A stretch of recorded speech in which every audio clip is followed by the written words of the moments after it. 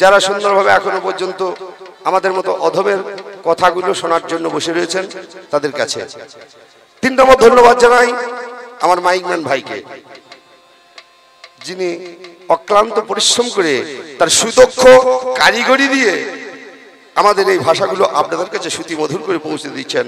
তার জন্য মাইকম্যান ভাইকে আমার ধন্যবাদ। শেষ ধন্যবাদ যা অভিনন্দন, যাকে না জানাইলে নয় তিনি হচ্ছেন আমার পাল্লাদার। যাকে না জানাইলে কবি গানটা শেষ হবে না, তিনি হচ্ছেন আমার পাল্লাদার। একে পাল্লাদার বলবো না গেল্লাদার বলবো সেটা আমি আর গেল্লাদার গো। ওরে আমার তুমি তোমার জন্য 7.5 দিন ভাত খাই নাই আমি আমার বিপক্ষের পাল্লাদার, যিনি এতক্ষণ ধরে এই আসরের মাঝখানে দাঁড়িয়েছিলেন, তার কাছে এমন কিছু আহামরি কথা জিজ্ঞাসা করিনি যেটা তিনি বলতে পারবেন নাকি গো কাকা? উনি লেগেছেন বইতে, আপনার লেগেছেন গইতে, আর আমি বাসা ঘরে লেগেছিলাম হু হু করে লঙ্কা বাটার মতন জ্বলতে। বাবা বাবা রে ঝিক ঝিক কাজল লতা পান নাই তো ধরব কথা। তো বুঝতে পারছি না কার পাল্লাই পড়েছিস আজ রে ভক্ত। তাই ভগবানের পাল্লাই পড়েছিস। এই ভগবানে যাকে যেমন না চাই তাকে তেমন নাচতে হয়। যাকে যা বলাই সে তাই বলে, যাকে যা করাই সে তাই করে। করার ক্ষমতা কারো কিছু নাই। আর তোদের তো পুরোটাই ভণ্ডামি, ভণ্ডামিতে ভরা নাকি কাকা? ভুল হয় নাই, দাঁড়ান আমি দেখিয়ে দেবো চোখে আঙুল দিয়ে। ভগবান নয় হনুমানের কথা বলি না, এই যে গোটা এখন বর্তমানে এই কলি যুগে যে গোটা মাল ভক্ত সেই যে বেড়াইছে এই গোটা কথা বলছি আমি। দেখাবো আপনাকে, চিন্তা নাই। হরিনামের দল নিয়ে যাচ্ছে ভিক্ষা করতে, মাছের ঝোল ভাত মারছে, কই রে ডিমের ঝোল ভাত মারছে।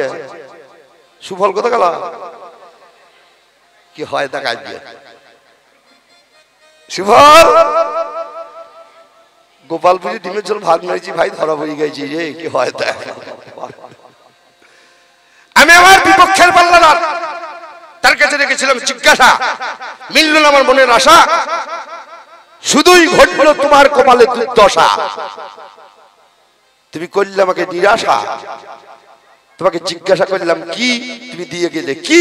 পেলাম না তোমার কথার কি, তুমি শুধু দিয়ে গেলে পান্তা ভাতে ঘি। ওরে আমার লগন চাঁদা ডেলিয়ে কইবে গগন ছেন্দা। এ কথার নাই লতা পতা ভাঙে দই চিড়ে খায়, আর মা আই বড় থাকতে পিচি শ্বশুর বাড়ি যায়। আমি বললাম সপ্ত দ্বার ও পরিহরি বৈঠল শিহরি। এই 7টা দ্বার কি? 7টা দ্বারে এক একটা করে প্রহরী আছে, এক একটা দ্বারে। এই প্রহরীগুলো কতজন? তারা কে কে? তাদেরকে তুমি কেমন ভাবে বশীভূত করে তুমি আমার কাজ পর্যন্ত পৌঁছাবে? যাক হয়েছে নাকি? হইল না আমি বলবো না, আমি জীবনে কাউকে বলি নাই তোর হয় নাই, তা তোকেই বাকি জন্য বলবো যদি আপনাদের হয় আমার হয়েছে। হইল না আমি বলছি না, বলে হারি কাকা আমার হইল না বললে টাকাও ঠেকাবে না। সুফল ভাইকে বললো ভাই মাল করি ছাড়, বলছে আপনারও হয় নাই ওরও হয় নাই, আমাদের আর কি করে হবে, আমাদেরও হইল না। কোন রকম করে বাড়ি যাব, গিন্নি তো ক্যালেন্ডারে দাগ মারছে বুঝলেন। এবার চৈত থেকে বেরিয়েছিলাম, 27 আর 28 2 দিন গান করি নাই আমার গ্রামে গাজনের জন্য। আবার 29 তারিখ থেকে বেরিয়েছি, টানা চলছে। আজকে আবার 2 পালা এখানে সাহেবপুর, সেই আবার এক জায়গায় যাবো। হ্যাঁ কালকে আমি আজ সকালবেলায় এদিক দিয়ে বাড়ি গেলাম, তখন 6:30 বাজে। মনে মনে ভাবলাম এখানে আমার বোনের বাড়ি, তাহলে একটু গিয়ে বিশ্রাম করি। ছেলেগুলো বললাম তোরা বাড়ি যা, বাড়ি গিয়ে স্নান টান সেরে আবার জামা কাপড়টা নিয়ে আবার আসলাম। বলছে দাদা তুমি না গেলে আমরাও যাবো না। আমরা হারে কদিন ধরে রাত্রি জায়গা, কালকে 3:30 পর্যন্ত গান করেছি। তারপরে ঝাড়খণ্ড থেকে আসতে অনেক টাইম লেগে গেল, প্রায় 3 ঘন্টার উপর। এদিক দিয়ে পাশ করলাম। আমি বললাম যা আমি একটু রেস্ট করি। বলছে দাদা ওসব হবে না, চলো 3 দিন ঘুমোই নাই তো কি হয়েছে, আর 2 দিন ঘুমাবো না, তারপর বাড়ি গিয়ে ঘুমাবো। ওরা ভগবান ঘুমায় না, ভগবান খায় না, ভগবান চায় না। আমি জিজ্ঞাসা করেছিলাম তুমি এসেছো আমার কাছে, ভগবানের জন্য কি নিয়ে এসেছো? ভগবানের কাছে যেতে গেলে কিছু নিয়ে যেতে হয়, কি নিয়ে এসেছো তুমি আমার কাছে? আমার সঙ্গে দেখা করতে সেদিকের বেলায় না কাকা, একটা রোগ আছে, এমন একটা রোগ আছে যার হয় তারও মজা লাগে, আর যে দেখে তারও মজা লাগে। এই রোগটা কি জানেন মা? ও মা, জানো এই রোগটা কি? বললি বুঝতে পারবা। এই রোগটার নাম হচ্ছে চুলকুনি রোগ। যার হয় তারও মজা লাগে, আর যে দেখে তারও মজা লাগে। আমার গিন্নির একবার হয়েছিল, বুঝলেন, একবার অনগড় সত্য কথা বলছি, এতটুকু মিথ্যা কথা বলি নাই। আমার গিন্নি একবার চুলকুনি রোগ হয়েছে, 4-5 দিন গান। শেষের দিন রাত্রি 2:30টার সময় বাড়ি ঢুকলাম। মহারানী ওই রাত্রের বেলায় নাম লিখিয়ে ডাক্তারের সঙ্গে অ্যাপয়েন্টমেন্ট করে রেখে দিয়েছে, বর্ধমানে দেখাই যাবে। আমি 2:30টায় ঢুকলাম, বলছি যে কালকে 11টার সময় অ্যাপয়েন্টমেন্ট আছে বর্ধমানে, চলো একবার দেখিয়ে আসি গা। আল্লাহ গো, এই 2:30টায় বাড়ি ঢুকলাম, তুমি একদিন পরে করতে হইতে। বলছে না না, আজকেই বসে ডাক্তার, আবার 1 সপ্তাহ পরে বসে। আমি আর কত চুল কুবো, আমি আর পাচ্ছি না, চলো হাল হালেনি, চলো না মরে যাচ্ছি। বললাম বেশ ঠিক আছে। সকালবেলায় উঠলাম, বাস স্ট্যান্ডে গেলাম, আমাদের বাস স্ট্যান্ডের নাম ভুলকুড়ি। বাস স্ট্যান্ডে বাস ধরতে গেলাম, বাসে দেখছি 2টো সিট, 2টি সিটের মধ্যে একটা বুক আর একটা ফাঁক। একটা বয়স্ক মানুষ উঠলো আমার সঙ্গে, তাকে বসতে দিলাম একটাই, আর একটা আছে গিন্নিকে বললাম তুমি বসো। ও বলছে তুমি রাজ্যিক আছো, তুমি বসো, আমি দাঁড়াই। ও দাঁড়িয়ে আছে, আমি বসেছি। বাসে ভিড় আরম্ভ হয়েছে বেশি, আর এই যা গরম বুঝতেই পারছেন, প্রচন্ড গরম, গা ঘামতে শুরু করেছে। আর এই চুলকুনিরও গা ঘামলে বেশি হাইল হাইল হাইল হাইল করে, বুঝলি, যার হয়েছে সে বুঝতে পারবে। এইবার গিন্নি লেগেছে চুল কুইতে, খস খস খস খস করে চুল কুইছে। আর কোথাকার কাপড় কোথা যাচ্ছে তার শান নাই, বুঝলে, ও তো চুল কি আরাম পাইছে। কন্ট্রাক্টর পাশে তাকিয়ে তাকিয়ে দেখছে, ওই শালা আর একটু তোল, আর একটু তোল, আর একটু তোল, আর একটু তুল দেবে, ভালোই হয়। তাই এতক্ষণ ধরে আমার পাল্লাদারকে এমন চুলকুনি রোগ লাগিয়ে দিয়েছিলাম আসরের মাঝখানে, ও খস খস খস করে চুল কুইছে। আর আমি পাশাঘর থেকে বসে বসে ভাবছি, আর একটু তোল, আর একটু তোল, আর একটু তোল, দেখি তুই কত তুলতে পারিস। এই হচ্ছে ব্যাপার পাল্লাদার, তুমি বললে কি আমি সেইটা বুঝতে পারছি না। তারপরে আমি বললাম, আচ্ছা বলো তো ভক্ত, নাম যার রামানন্দ মহাপ্রভু, রায় রামানন্দ মহাপ্রভুর সঙ্গে দেখা হলো। রামানন্দ একটার পর একটা শ্লোক বলছেন, মহাপ্রভু শ্লোক শুনছেন। কখনো বলে ইহ হয়, কখনো বলে ইহত্তম। তুমি যখন এই ভক্তের ব্যাখ্যা করতে লাগলে, তাস্য সখ্য বাৎসল্য মধুর শান্ত ভাবটাকে বাদ দিলে, বলো এই শান্ত ভাবটাকে বাদ দিলে কেন? এই শান্ত ভাবের অপরাধটা কি ছিল? কেন তুমি শান্ত ভাব বাদ দিলে? কাকা হয়েছে না বাবারি, গান ধরেছে নাকি রে চন্দন? চলে গেলে সোনার গৌর, চলে গেলে সোনার গৌর, আর তো পাবো না, না না ছেড়ে দেব না, আমার হির মাজারে রাখিব, ছেড়ে দেব না, তোমায় হির মাজারে রাখিব, ছেড়ে দেব না, তোমায় হির মাজারে রাখিব, ছেড়ে দেব না। এ গৌরকে গেছেন, গৌরকে চেন। যদি গৌরকে চিনতে পারিস তবেই ভগবান লাভ হবে, নষ্ট হবে না। যে গৌর একবারে দেহ থেকে বেরিয়ে চলে যায়, সে গৌর কি গৌর বাবা? যাকে গেলে আর পাওয়া যায় না। যে গৌর ধুলাই পড়ে গেলে আর পাওয়া যায় না, সে গৌর কেমন গৌর? তপ্ত কাঞ্চনের মতো যার কালার। কলগেটের টিউ থেকে যদি একবার মাজন বেরিয়ে যায়, সে মাজন আর ঢোকানো যাবে না বাবা। হরি বল, হরি বল, হরি বল, হরি বল। এই হচ্ছে সেই গৌর। এই গৌরকে আটকা, এই দেহের মাঝখানে যে গৌর আছে সেই গৌরকে আটকা, তবেই তুই ভগবানের সাধনা করতে পারবি, নচেত পারবি না। যাক, যা বলেছে ভালোই বলেছে, সুন্দর বলেছে। ও যে আমার ভক্ত, ভক্ত প্রাণে আঘাত দেওয়া ভগবানের কাজ নয়। আমি সব সহ্য করতে পারি, একমাত্র ভক্তঙ্গে আঘাত সহ্য করতে পারি না, আর ভক্তের অপমান সহ্য করতে পারি না। জগতের মাঝখানে ভগবান বাকি সব সইতে পারে। তাই বলি, যাক বলবো না অত্যন্ত অল্পের কি ব্যাখ্যা, চূড়ান্ত সময় হয়ে যায়। জাগলো প্রাণে ভাবলো হরি, বন্ধু বর্গার বলুন হরি, মায়েরা উলুধ্বনি দেন সবাই নিতাই গৌর প্রেমানন্দ হরি বলে হরি।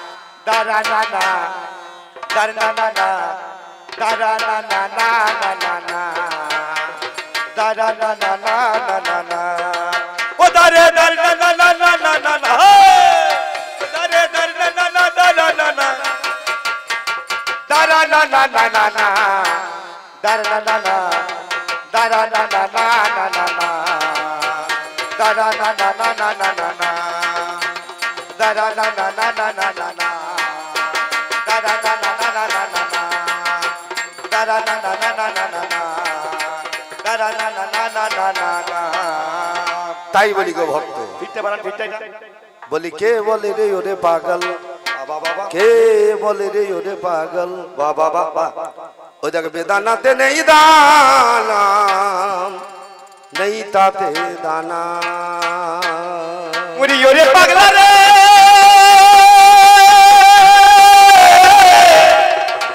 ওরে পাগলা রে পাগলা রে পাগলা রে পাগলা রে কে বলে রে ওরে পাগল কে বলে রে ওরে পাগল ওই দেখে বেদানাতে নেই দানা নেই তাতে দানা ওরে কে বলে রে ওরে পাগল বেদানাতে নেই দানা নেই তাতে দানা কে বলে রে ওরে পাগল বেদানাতে নেই দানা নেই তাতে দানা কে বলে রে ওরে পাগল বেদানাতে নেই দানা নেই তাতে দানা কে বলে রে ওরে পাগল বেদানাতে নেই দানা নেই তাতে দানা এই ফলটার নাম বেদানা অর্থাৎ দানা নেই ফলটার নাম বেদানা অর্থাৎ দানা নেই ও মা বেদানা খেয়েছো কত খেয়েছো নয় কত খেয়েছো এমন কিছু জিনিস আছে দেখবেন নামের সঙ্গে কামের মিল নেই কিরকম কলকাতা একটা জায়গা নাম হচ্ছে ধর্মতলা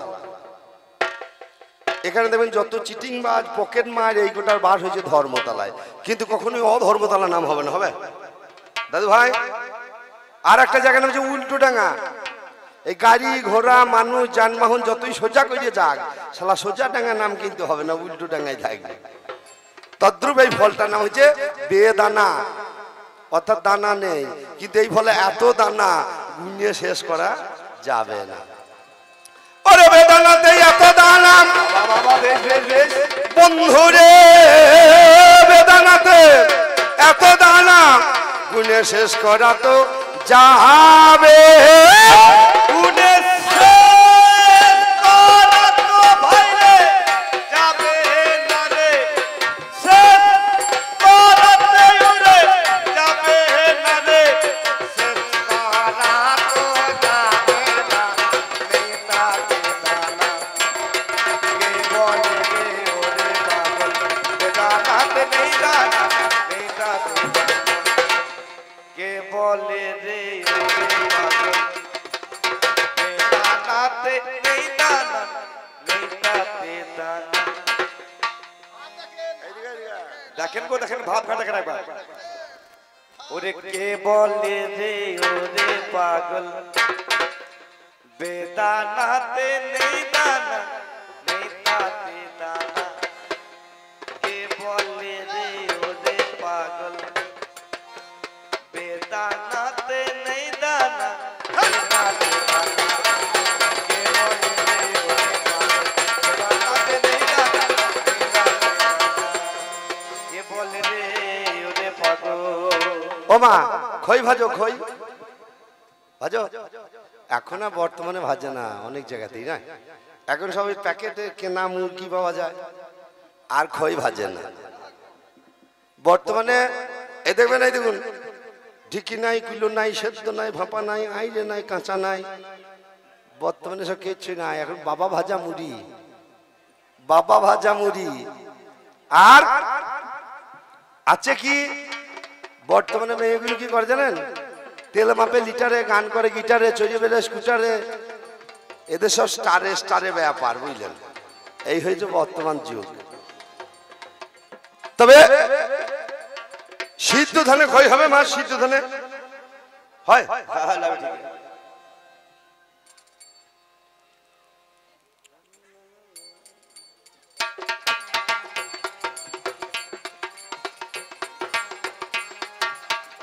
এই আস্তে আস্তে ও মা তোমরা টাকা আনো নাই হ্যাঁ লক্ষ্মী ভান্ডার বেরিয়েছে যে পাও না এই মাসে ঢুকে নাই নাকি না ভাঙাননি না ও এখন বয়স হয় না হ্যাঁ তা তো এখন 18 বছর হয় না ও মাইয়া না ভাঙানি নাই কোনটা দাও কিছু দাও ও বাবা কি গান শুনছো চুপচাপ বসে বসে খুঁট খোলো তোমাদের জন্যই গান করতে এসেছি সিদ্ধ ধানে খই হয় না কেন হয় না যে একবার ফাটতে তাকার ফাটানো যায় না ওমা সিদ্ধ ধানে হবে না খই আবার এই এর দুই দিয়ে হবে না দই সিদ্ধ ধানে হবে না খই এর দুধে হবে না দই আমার সিদ্ধ ধানে হবে না খই ওরে এই এর দুই দিয়ে হবে না দই সিদ্ধ ধানে হবে না খই এর দুধে হবে না দই ওই দেখ আমি ছাগল টানিবে কি মই ওরে পাগলা রে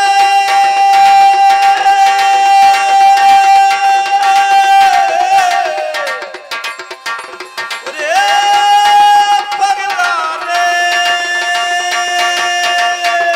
ওরে রাম ছাগল টানিবে কি মই এটা হয় না আর হবে না হাই নায়ার হবে না রে হাই নায়ার হবে না রে হাই নায়ার হবে না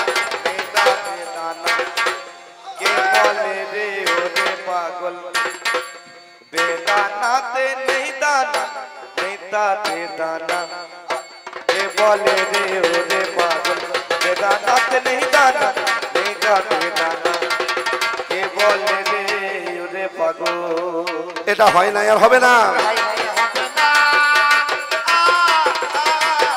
বলি ওহ দিয়ে হবে না হবে না গো তবে বলতে বলতে পাল্লা দাঁড়ায়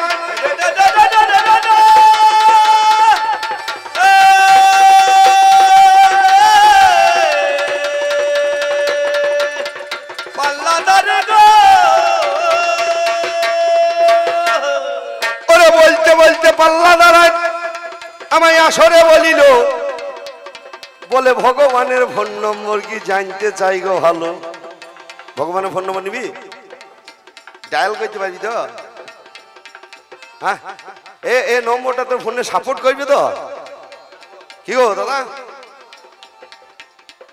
সবারই ফোনে এ নম্বর সাপোর্ট করে না কাদের ফোনে করে জানিস যারা অরিজিনাল ভক্ত তাদের ফোনে করে সাপোর্ট আর যে কটা সাজা ভক্ত তাদের ফোনে সাপোর্ট করে না কি রকম আমি গান করিতে এখানে যখন চলে এলাম সুফল ভাই আমার কাছে গেল আপনাদের জানাইলাম সুফল ভাই আমার কাছে গিয়ে আজি কহিল বচন শোনো শোনো সাধন লাবণেরই মতন এবছর নতুন ঘটনা ঘটিল আমাদের দধিয়া বৈরাগ্য তালায় এই হরিনাম কমিটির মাঝে এ কেমন ঘটনা জানতে ইচ্ছা করছে বলো আমার কাছে আর কি হয়েছে ভাই বলে এক বাবাজি আর মাতাজি দুজনাতে এলো যেদিন মহাপ্রভুর ভোগ হচ্ছে কি বলিব বলো যেদিন প্রভুর ভোগ হচ্ছিল সেদিন দুজনে এসেছে বাবাজি আর মাতাজি বলে এও আমি তোমাকে চিনি না ও বলে আমিও তোমাকে চিনি না দুজনে এসেছে বলছে বাবারে আমরা দুজনে এসেছি নদিয়া থেকে আমাদের জন্য দুটো মালসা দে একে একটা মালসা দিয়েছে একে একটা মালসা দিয়েছে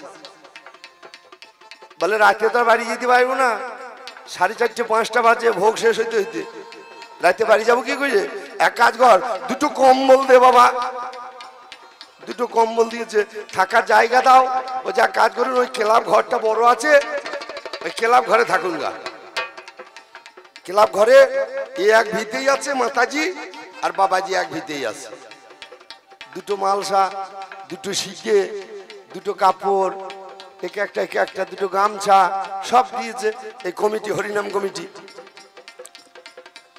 কমিটি ছেলেগুলো মনে মনে ভাবছে এই শালা বাবাজি আর মাতাজি কি করে আই দেখবো এদের ভাবটা দেখতে হবে এরা করে কি দেখবো এই ওই যে সুফল লাভ কটা ছেলে নিয়ে নিল আরে ছেলে নিয়ে ক্লাবের পাশেতে দাঁড়াইলো ওরে রাত্রি যখন 12টায় একটাই অগ্নি বেজে যায় আর কি বাবাজি আমার সেটাই থাকতে পারে। হয় অনেকদিন আগে বউ মরেছে আর বিয়ে হয় নাই, বাবাজি হয়েছে।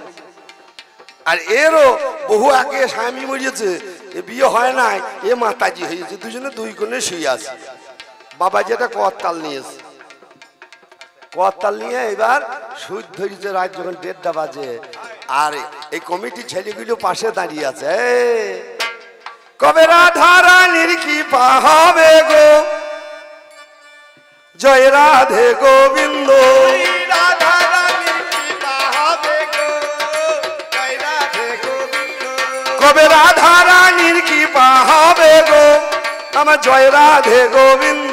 কবি রাধা রানীর কৃপা হবে গো, জয় রাধে গোবিন্দ।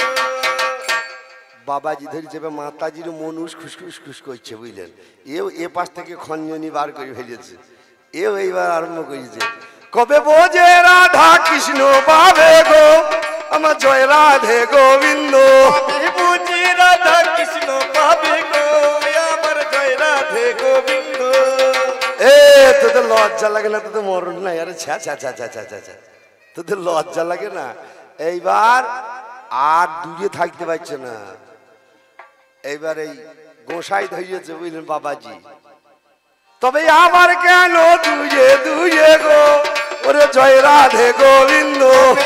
আবার কেন দূরে দূরে গো, জয় রাধে গোবিন্দ। ছেলেগুলো বলছে এইবার দেখ মজা লেগেছে।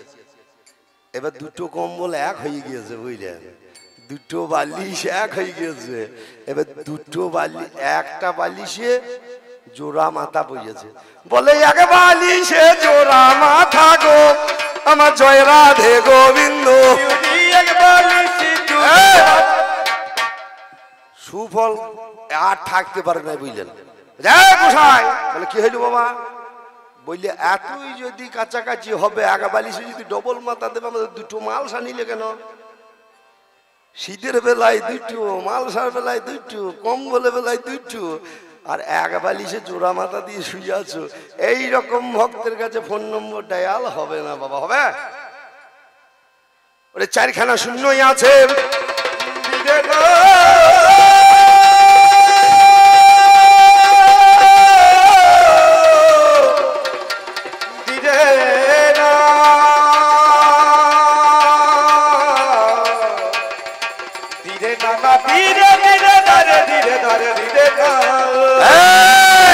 চারটে শূন্য, ধর্ম অর্থ কাম মোক্ষ। এই চারটে শূন্য বাবা এখানেতে রয়। যদি এর ঊর্ধ্বে যেতে পারে কেউ, তার এসটিডি ডায়াল হয় 1632। এটা মোবাইল নম্বর হইল। আমি তোমার কাছে বলে যাই, শোনো কথাগুলো। 1632 চারটে শূন্য 8টা। জীবাত্মা পরমাত্মা এরা দুটো হয়, একটা মগ ডালে আর একটা নিচু ডালে, দুটো নম্বর রয়। যদি ডায়াল করতে পারো আমার কথা ধরো। মদি মদি দে, যদি ডায়াল করতে পারো আমার কথা ধরো। ভক্ত যদি ডায়াল করতে পারো আমার কথা ধরো। যদি করতে পারো আমার কথা ধরো। ওরে তবেই তুমি ভগবানে পাবে, বললাম কথা এবো। ও তবে তুমি ভগবানে পাবে, বললাম কথা এবো। ওরে নইলে তোমার হবে না, নইলে তোমার হবে না। ওরে ভণ্ড হইলে হবে না। হলে হবে না। আমি বললাম কথা সত্যি। হৃদয় গৌর বিমন্দ হরি বলে হরি বলে হরি বলে হরি বলে বলি। আর কি কথাই আমার কাছে ওরে কহিতেছে বাণী। বলে শোনো শোনো ও ভগবান, ওরে তোমায় বলি এখন। আচ্ছা ভগবান, তুমি যুগে যুগে ভক্তকে কষ্ট দাও কেন? তুমি যুগে যুগে ভক্তকে কষ্ট দাও কেন? ভক্তকে আমি কষ্ট দিই? কি গো বাবা, কাকা বাবু, যে আমার ভক্ত তাকে আমি কষ্ট দিই? কষ্ট তো আমি দিই না, আমি একটু টেস্ট করে দেখি মালটা খাঁটি না ভেজাল। যেমন একদিনের কথাই আমি আজ হেতাই বইলে যাই, তখন বাসে বাসে গান করতাম, মিথ্যা বলি নাই। একদিনে বহরমপুর থেকে জঙ্গিপুর যাব, আমরা বাড়ি থেকে বের হলাম। বহরমপুর যখনও পৌঁছালাম, বাস ভাড়া দিতে গিয়ে দেখি পকেট মার হয়েছে, মানি ব্যাগ নাই দেখতে পেলাম। আমার পকেটে মানি ব্যাগটি নেই, পকেট মার হয়ে গেছে। কি করিব, 4 জনের বাস ভাড়া, এই ছেলেগুলোর কাছে যা ছিল নিয়ে বাস ভাড়া দেওয়া গেল। বহরমপুর থেকে জঙ্গিপুর যেতে হবে, কেমনে যাব ভালো? বাস ভাড়াটা মেটাইলাম, এবার বহরমপুর থেকে জঙ্গিপুর যেতে হবে। যাবো কি করে? না হলে বাড়ি আসতে হবে, তাহলে বাড়ি আসতে গেলেও খরচ লাগবে, যেতে গেলেও খরচ লাগবে। পকেটে আর পয়সা নেই, মানি ব্যাগই তো নেই, এদের কাছেও নেই, খাওয়া দাওয়া নেই, সব মুখ শুকিয়ে গিয়েছে, বসে রয়েছি। কি করা যায় চিন্তা করতে করতে মাথায় হাত দিয়েছি, হঠাৎ করে হাতে সোনার আংটিটা নজর পড়েছে। হাতে দেখলাম সোনার আংটি আমার পরাই আছে, যেটা বিয়ের সময় শ্বশুর মশাই দিয়েছিল আমাকে। বিয়েতে শ্বশুর যেটা দিয়েছিল সেই আংটিটা পরে আসি। দাদা বলছে, এই ভাই বলছে, দাদা তোমার হাতে সোনার আংটি আছে, এটা বন্ধক দাও, কাল গান করে আইবো, ছাড়িয়ে নেবো, নিয়ে আবার বাড়ি চলে যাবো টাকা দিয়ে। তাহলে ঠিক বলেছিস, চ।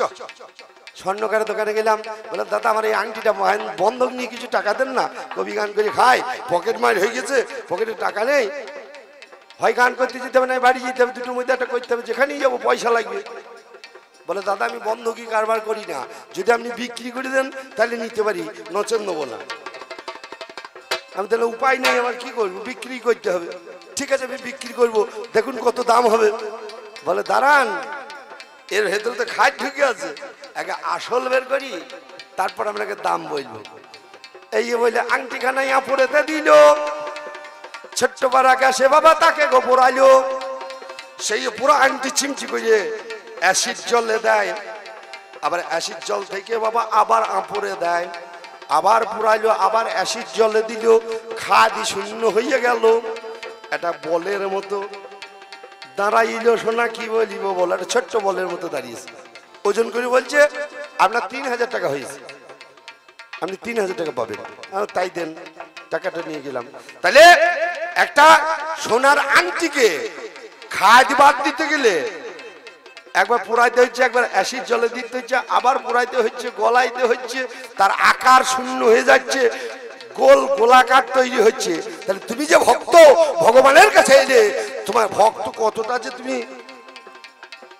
খাঁটি, সেটাকে পোড়ানোর জন্য, সেই খাঁটিটাকে বের করার জন্য একবার অ্যাসিড জলে দেবো, একবার পোড়াবো, পুড়িয়ে দেখবো, দেখি যে যদি তুমি খাঁটিতে পরিণত হও তখন তোমাকে আর ছাড়বো না।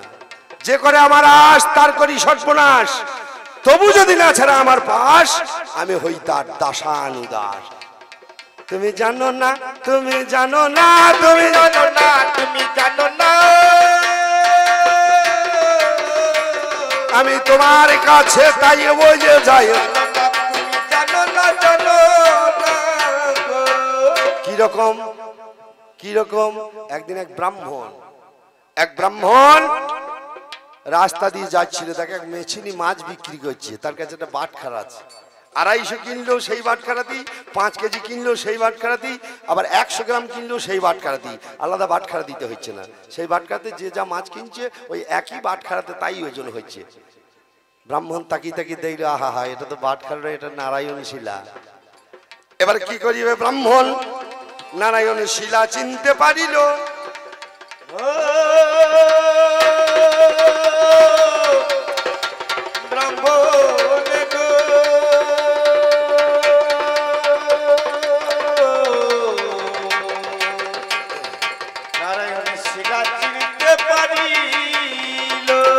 সেই মেছিনির কাছে গিয়ে বলে, ব্রাহ্মণ তোমার ওই বাটখারাটাই আমায় দিতে হবে, আমি ঘরে নিয়ে যাবো, আমার কথা নেবে। বলে তাইলে মাছ বিক্রি করবো কি করে? বলে তোমাকে 50 গ্রাম থেকে 5 কিলো পর্যন্ত 5টা বাটখারা সেট কিনে দেবো আর তোমাকে 1000টা টাকা দেবো যদি ওই বাটখারাটা দাও। বলে ঠিক আছে নিয়ে যান। ব্রাহ্মণকে দিয়ে দিলে, ব্রাহ্মণ নিয়ে গেল। নারায়ণী শিলাকে অভিষেক করে ঘরে সিংহাসনে প্রতিষ্ঠা করেছেন। রাত্রিবেলায় যখনই আমার সেই ব্রাহ্মণ ঘুমাইতে গেল, এমন সময় স্বপ্নাদেশ তার হয়ে গেল। বলে ব্রাহ্মণ আমি যেখানে ছিলাম সেইখানে দিয়েছি। ব্রাহ্মণ বলে না না তা হয় না, পেয়েছি যখন ধন আমি আর ছাড়ব না। বলে যদি না দিয়ে আসো কাল সকালবেলায় তোমার যোগ্য ছেলেটা মারা যাবে, ছেলেটা মারা যাবে। বলে যাই যাবে তবু তোমাকে না ছাড়া যাবে। সকালবেলায় যখন সূর্য উঠেছে যোগ্য ছেলেটা ধরাস করে পুজো মারা গেল। পরের দিন আবার স্বপ্নাদেশ, ব্রাহ্মণ দিয়ে আয়গা নইলে তো ছোট ছেলেটা মারা যাবে। পরের দিন একইভাবে ছোট ছেলেটা মারা গেল। তারপরের দিন আবার স্বপ্নাদেশ, যদি না দিয়ে আসিস তোর বউটা যাবে। বলে ওরে ফল গিয়েছে যাক, গাছও যাই যাক, তবু তোকে ছাড়ব না ঠাকুর পেয়েছি যখন। পরের দিন বউটা মারা গেল। পরের দিন আবার স্বপ্নাদেশ, যদি না দিয়ে আসিস ঠিক দুপুর 12টার সময় কালকে তোর মাথায় বজ্রাঘাত হবে বিনা আমেকে, তোর মৃত্যু হবে। বলে ঠিক আছে তাই হোক প্রভু, তবু আমি তোমাকে ছাড়ছি না। হরিনাম কৃষ্ণ নাম এ বড় মধুর, যে জনা কৃষ্ণ ভজে সে বড় চতুর। সেই চতুরের শিরোমণিকে ধরতে গেলে একটু চাতুরি শিখতে হবে, নচেত তাকে ধরা যাবে না বাবা। ঠিক 11:30 বাজে স্নান করে দাদার সঙ্গে দাদা তিলক করে নারায়ণ শিলাকে মাথায় নিয়ে উঠানে নেমেছে।